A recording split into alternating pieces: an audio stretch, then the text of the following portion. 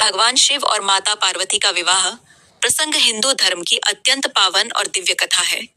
यह कथा केवल एक विवाह का वर्णन नहीं करती, बल्कि तप, भक्ति, त्याग और प्रेम की सर्वोच्च भावना को प्रकट करती है। इस कथा का उल्लेख विशेष रूप से शिव पुराण और स्कंद पुराण में मिलता है। सती का त्याग और शिव का वैराग्य। प्राचीन काल में माता पार्वती ने पूर्व जन्म में सती के रूप में जन्म लिया था। वे दक्ष प्रजापति की पुत्री थीं और उनका विवाह भगवान शिव से हुआ था।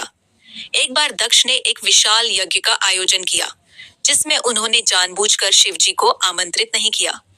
सती बिना बुलाए अपने पिता के घर चली गईं, पर वहां उन्होंने शिव जी का अपमान होते देखा। यह अपमान सहन न कर पाने के कारण सती ने यज्ञ अग्नि में अपने प्राण त्याग दिए। सती की मृत्यु से भगवान शिव अत्यंत व्यथित हुए। उन्होंने क्रोध में आकर वीरभद्र को उत्पन्न किया, जिसने दक्ष के यज्ञ को नष्ट कर दिया। इसके बाद शिव गहरे वैराग्य में चले गए और संसार से विरक्त होकर हिमालय की गुफाओं में तप करने लगे। पार्वती का जन्म और तपस्या। समय बीतने पर सती ने पुनः जन्म लिया।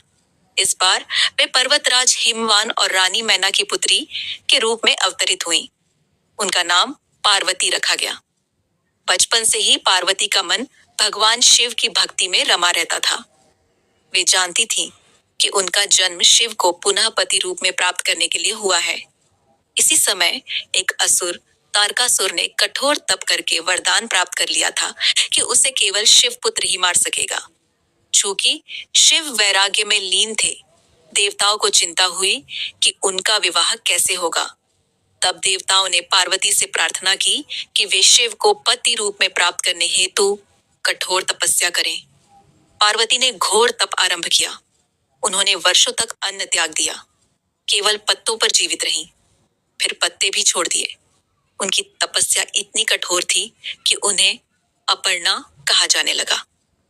अंततः उनकी अटूट भक्ति से प्रसन्न होकर शिव ने उनकी परीक्षा लेने का निश्चय किया। शिव की परीक्षा। भगवान शिव एक ब्राह्मण का वेश धारण कर पार्वती के पास पहुंचे।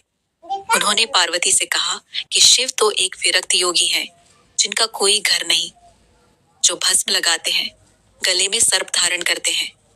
ऐसे व्यक्ति को पति रूप में पाना उचित नहीं।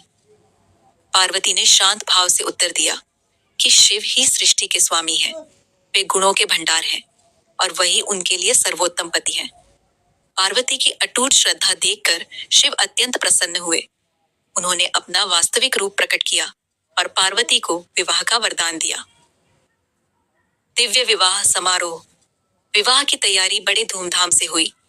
पर्वतराज हिमवान ने भव्य आयोजन किया। देवता, ऋषि, गंधर्व, यक्ष सभी इस दिव्य विवाह में उपस्थित हुए। स्वयं विष्णु और ब्रह्मा भी इस पावन अवसर पर पधारे। जब शिव बारात लेकर पहुंचे तो उनका रूप अत्यंत विचित्र था। वे भूत प्रेतों, गणों और योगियों के साथ आए थे। उनके शरीर पर भस्म लगी थी, गले में सर्प थे और सिर पर जटाएं थी। यह दृश्य देखकर माता मैना भयभीत हो गई। उन्हें लगा कि उनकी सुंदर पुत्री का विवाह ऐसे वर से कैसे होगा। तब देवताओं ने शिव से अनुरोध किया कि वे अपना दिव्य और सुंदर रूप धारण करें। शिव ने जब अपना मनोहर रूप दिखाया तो सभी आनंदित हो उठे। माता मैना का भय दूर हुआ और वे प्रसन्नता से भर गईं। विवाह वेद मंत्रों के बीच संपन्न हुआ। ब्रह्मा जी ने यज्ञ की विधि करवाई और विष्णु जी ने कन्यादान में सहयोग किया। इस प्रकार शिव और पार्वती का पावन मिलन हुआ। यह विवाह केवल दो व्यक्तियों का नहीं, बल्कि शक्ति और शिव का मिलन था। ऊर्जा और चेतना का संगम। विवाह का महत्व। शिव और पार्वती का विवाह यह सिखाता है कि सच्चा प्रेम त्याग, धैर्य और विश्वास पर आधारित होता है। पार्वती की तपस्या यह दर्शाती है कि अटूट संकल्प और श्रद्धा से असंभव भी संभव हो जाता है। वहीं शिव का वैराग्य यह बताता है कि सच्चा योगी भी प्रेम की पवित्रता को स्वीकार करता है।